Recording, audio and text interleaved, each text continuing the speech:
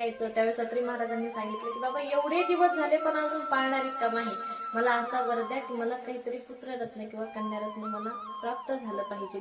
त्यावेळेस त्या तीनही देवांनी म्हणजे त्रिदेव भगवान ब्रह्म विष्णू आणि महेश ते तिघही गेले होते. त्यांनी त्या ठिकाणी आशीर्वाद दिला, वर दिला आणि मग ब्रह्मदेवांपासून चंद्राची उत्पत्ती झाली, महिषांपासून दुर्वास ऋषींची उत्पत्ती झाली आणि भगवान श्री विष्णू देवांपासून श्री दत्तात्रय महाराजांची उत्पत्ती झाली.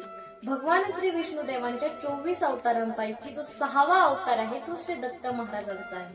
आणि आपण जर आता दत्त महाराजांचा जर विचार केला, दत्त महाराजांची जर तुम्ही प्रतिमा बघितली तर त्यामध्ये आपल्याला 4 श्वान आणि एक धेनू पाहायला मिळते.